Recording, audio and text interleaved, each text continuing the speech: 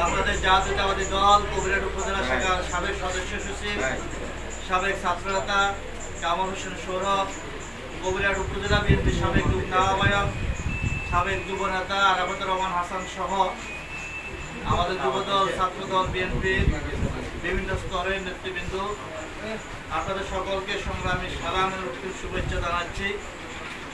প্রিয় সহকর্মীবৃন্দ, আসলে আমরা আজকে কোনো রাজনৈতিক প্রোগ্রামে আসিনি, কিন্তু একটা কথা বলা যায় যে রাজনৈতিক নেতারা যেখানে যান সেটা একটা রাজনীতিকরণ হয়ে যায়, রাজনৈতিক প্রোগ্রামে পরিণত হয়।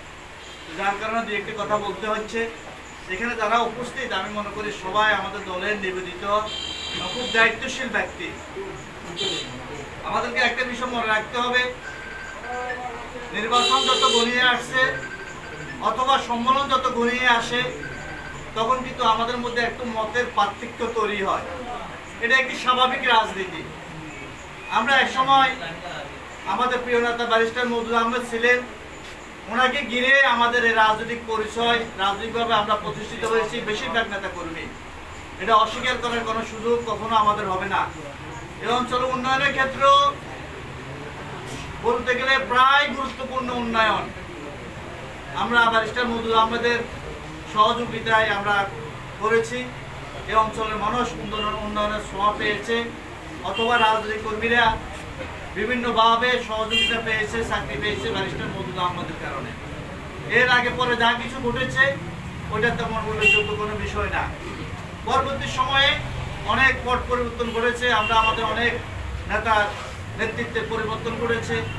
এখন একটা পর্যায়ে এসে আমাদের কাছে আমাদের নেতা, ছাত্রদল কেন্দ্রীয় সংসদের সাবেক ভারপ্রাপ্ত সভাপতি, বিএনপির জাতীয় নির্বাহী কমিটির সহ তথ্য উন্নয়ন বিষয়ক সম্পাদক যারা বজলুল করিম আবেদ ভাইকে আমাদের নেতা আমাদের কাছে পাঠিয়েছেন নোয়াখালী পাশে সাংগঠনিক কার্যক্রম দেখাশোনা করার জন্য। আমরা ওনার নেতৃত্বে কাজ করে যাচ্ছি। আমাদের অনেক নেতা আছে এখানে, এমপি নমিনেশন চাইবে, একটা দল এত বড় দল, সেখানে একাধিক প্রার্থী থাকবে, মনোনয়ন প্রত্যাশী থাকবে, এটা দোষের কোনো বিষয় না। আমাদেরকে মনে রাখতে হবে, আমরা নেতৃত্বের প্রশ্নে, নেতাদের প্রশ্নে আমাদের কারো প্রতি একটু বেশি ভালোবাসা, কারো প্রতি একটু কম ভালোবাসা থাকতে পারে। রাজনীতিতে পারিবারিক জীবনও এরকম ঘটনা ঘটে, এটাকে আমরা তেমন একটা কোনো জটিল বিষয় মনে করি না। কিন্তু আমাদেরকে একটা বিষয় মনে রাখতে হবে, বিএনপির প্রশ্নে আমাদের মাঝে কোনো মতপার্থক্য নাই, অথবা ধানের শীষের প্রশ্নে আমাদের কারো মধ্যে কোনো মত পার্থক্য নাই। এ বিষয়ে কিন্তু আমরা ঐক্যবদ্ধ নাকি? আমরা ঐক্যবদ্ধ না? ধানের শীষ যার, আমরা বিএনপির নেতা কর্মীরা আমাদের লক্ষ্য হচ্ছে বিএনপিকে বাংলাদেশের জনগণের আশা আকাঙ্ক্ষা পূরণ করার জন্য আমরা বিএনপিকে বাংলাদেশের রাষ্ট্র ক্ষমতায় বসাতে চাই। আমরা ধানের শীষকে বিজয়ী করতে চাই।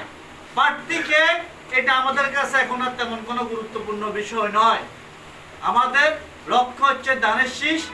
আমরা ধানের শীষকে বিজয়ী করে, বিএনপিকে বিজয়ী করে বাংলাদেশের জনগণের আকাঙ্ক্ষা, স্বাধীনতা, সার্বভৌমত্ব রক্ষার জন্য, উন্নয়নের জন্য, বেকার যুবকদের চাকরির জন্য, এমন একটি ন্যায় বিচার ভিত্তিক একটি উন্নত, সভ্য, মানবিক রাষ্ট্র সমাজ প্রতিষ্ঠা করার জন্য আমরা বিএনপিকে রাষ্ট্র ক্ষমতায় বসাতে চাই।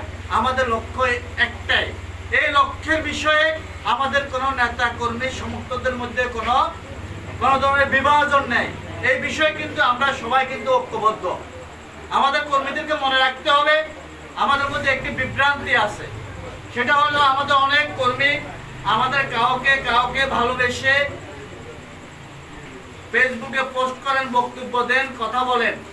একটা বিষয় আপনাদেরকে সতর্ক থাকতে হবে, আপনি যাকে ভালোবাসেন তাকে নিয়ে কথা বলবেন, তার পক্ষে যুক্তি দিয়ে পোস্ট করবেন। এই বিষয়ে কোনো ধরনের আপোজর আপত্তি আমাদের কারো নাই। কিন্তু মনে রাখবেন, আপনার কোনো বক্তব্য, আপনার কোনো পোস্ট, আপনার কোনো বিবৃতি যাতে করে আমার দলের আরেক কোন নেতার যেন সম্মান হানি না করে, এই বিষয়টি আপনাদেরকে সতর্ক থাকতে হবে। কারণ আমরা যারা এই অঞ্চলে রাজনীতি করি, আমরা কেউ কিন্তু ভিন্ন কোনো দেশ থেকে, ভিন্ন কোনো গ্রহ থেকে কাউকে এনে এখানে নেতৃত্ব দেওয়ার নেতৃত্বে বসাতে পারবো না। আমরা যারা আছি দীর্ঘ সময় ধরে গত 20-30 বছর আগ থেকে আমরা কখনো কেউ নেতৃত্ব দিয়ে যাচ্ছি, আবার অন্য কেউ কখনো নেতৃত্ব দিচ্ছে। আগামী আরো 20-30-40 বছর আমরা যারা আছি আমাদের মধ্য থেকে কেউ না কেউ নেতৃত্ব দিবে। তাহলে আমাদের কোনো আচরণ, কোনো কর্মকাণ্ড, কোনো ভূমিকা যদি আমাদের কোনো নেতার সম্মানহানি ঘটে, কোনো নেতাকে যদি মানুষের কাছে অগ্রহণযোগ্য করে তোলে, তাহলে আগামী দিনে আপনি কার পিছনে রাজনীতি করবেন? আপনার দল নেতৃত্ব কে দিবে? সে গ্রহণযোগ্য লোক আপনি কোথায় খুঁজে পাবেন? খুঁজে পাবেন না। যার জন্য আমাদেরকে সতর্ক থাকতে হবে। কোনো বিভেদ যদি থাকে, কোনো আপত্তি যদি থাকে, সেটা দলীয় ফোরামে আমরা আলোচনা করব, দলীয় ফোরামে আলোচনা হবে। দলীয় কোনো বিষয়, কোনো বিভাজনের বিষয়, কোনো মতপার্থক্যের কোনো বিষয়, সেটা যেন পাবলিকলি আলোচনা না হয়, সেটা যেন ফেসবুক পর্যন্ত না পৌঁছে। আর একটা বিষয় আপনাদেরকে সতর্ক থাকতে হবে, আপনাদেরকে মনে রাখতে হবে, এখানে অনেক মুরব্বীরা আছেন, আমাদের ধর্ম ইসলাম।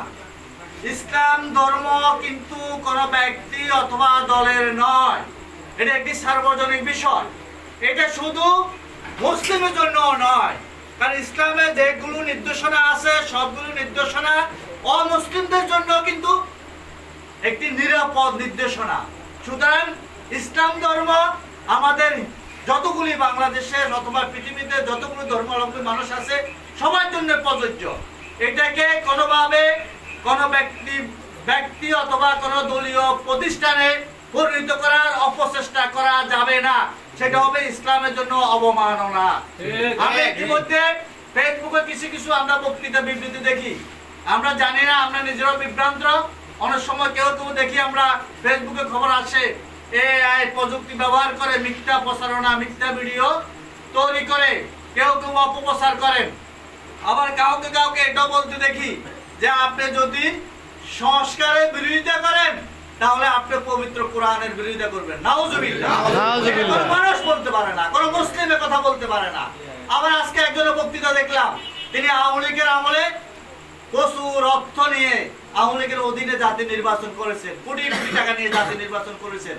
তিনি একটা বক্তৃতা আজকে দেখলাম, তো ওনাকে ভোট দিলে নাকি, ওনার দলকে ভোট দিলে নাকি নবীকে ভোট দেওয়া হবে। আজকে ইসলামকে বিকৃত করা হচ্ছে, আমাদের ধর্মকে আজকে অপপ্রয়োগ করা হচ্ছে। এটাকে একটা বিষয় আমাদেরকে সতর্ক থাকতে হবে। বাড়িতে বাড়িতে গিয়ে আমাদের মা বোনদেরকে মিথ্যা আশ্বাস দেওয়া হচ্ছে। কেউ এমন কথা বলে যে আমার দলে আসেন, আমার দলে আসলে আপনি বেহেশতে যাবেন। নাউজুবিল্লাহ। পৃথিবীতে এমন কোনো মুসলিম নেই, এমন কোনো ধার্মিক নেই যে বলতে পারে সে নিশ্চিতভাবে সে বেহেশতে যাবে, অথবা কে বেহেশতে যাবে কে বেহেশতে যাবে না এটা নিশ্চিতভাবে বলতে পারে। পৃথিবীতে এরকম একজন মানুষ নাই। যারা এই কথা বলে তারা প্রকৃতপক্ষে মুসলিম হতে পারে না, তারা প্রকৃতপক্ষে ইসলামে বিশ্বাসী হতে পারে না।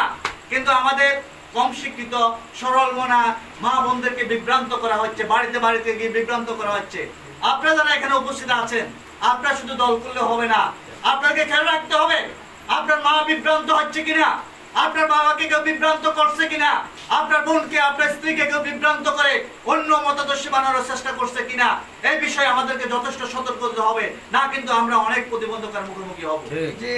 আমরা বলে দিতে চাই, আমরা আমাদের ধর্মকে আমরা কেউ বিকৃত করুক সেটা কখনো আমরা সমর্থন করি না। ইসলাম ধর্মকে কেউ রাজনৈতিকভাবে ব্যক্তিগতভাবে কেউ ব্যবহার করবে, এটা ইসলাম ধর্মের জন্য অবমাননা, এটা আমরা কখনো সমর্থন করি না। যারা এটা করেন আমরা বলবো যে তারা থেকে দূরে সরে আসুন। আমাদেরকে ঐক্যবদ্ধ হতে হবে, আমাদেরকে লক্ষ্য নিয়ে ঐক্যবদ্ধ হতে হবে। শুধু নিজের দল করলেন, নিজের আশেপাশে খেয়াল রাখেন না, কেউ দল করে না, আপনার ফ্যামিলি কেউ দল করে না, আপনার বোন, আপনার মা, আপনার বাবা, আপনার ভাই আমাদের দল যদি না করে, আপনি একা নিজে দল করে দল আপনারা কোনো কাজে লাগবে না, আমাদের কোনো কাজে আসবে না। দল যদি ক্ষমতা আসে, দলের অবস্থা যদি ভালো হয়, আপনার জন্য গুরুত্বপূর্ণ পদে থাকা লাগবে না, আপনার মূল্যায়ন এমনিতে হবে। আপনি যদি দল প্রেমিক হন, আপনার মূল্যায়ন অবশ্যই হবে। আপনি যদি দলকে ভালোবাসেন, আপনার মূল্যায়ন অবশ্যই হবে। শুধু পদে থাকলে মূল্যায়ন হবে এই নীতিতে আমরা বিশ্বাস করি না। আমরা মনে করি আমাদের দলের নিবেদিত কর্মী যারা, প্রত্যেকটি কর্মীর কোনো না কোনো মূল্যায়ন হতে হবে। যারা শিক্ষিত, উচ্চ শিক্ষিত, যাদের যোগ্যতা আছে চাকরি বাকরির বিষয়ে, সেক্ষেত্রে তারা আমাদের যথেষ্ট সহযোগিতা পাবেন। তবে তার আগে দলের অবস্থানটা সে পর্যায়ে আসতে হবে, আমাদেরকে কাজ করতে হবে। ঘর থেকে নিজের স্ত্রীকে ঠিক করতে হবে, নিজের ভাইকে ঠিক করতে হবে, নিজের সন্তানকে ঠিক করতে হবে, নিজের বোনকে ঠিক করতে হবে, আশেপাশে বন্ধু বান্ধবকে ঠিক করতে হবে। তবে আমাদের দলটা মজবুত হবে এবং আমাদের দলে যেন কেউ কাউকে যেন বিভ্রান্ত করতে না পারে এই বিষয়ে সতর্ক থাকবেন। আমাদের মধ্যে যেন কোনো বিভাজন করতে না পারে এই বিষয়ে আপনারা সতর্ক থাকবেন। আমরা নেতারা ঐক্যবদ্ধ, আপনারা দলের প্রত্যেক কর্মীরা ঐক্যবদ্ধ থাকবেন, ধানের শীষের পক্ষে ঐক্যবদ্ধ থাকবেন, বিএনপির প্রশ্নে আপনারা ঐক্যবদ্ধ থাকবেন। এইটুকু আহ্বান রেখে আমি আর কথাগুলো শেষ করছি। খোদা হাফেজ। বাংলাদেশ জিন্দাবাদ। দেশ নেত্রী বেগম খালেদা জিয়া দীর্ঘদিন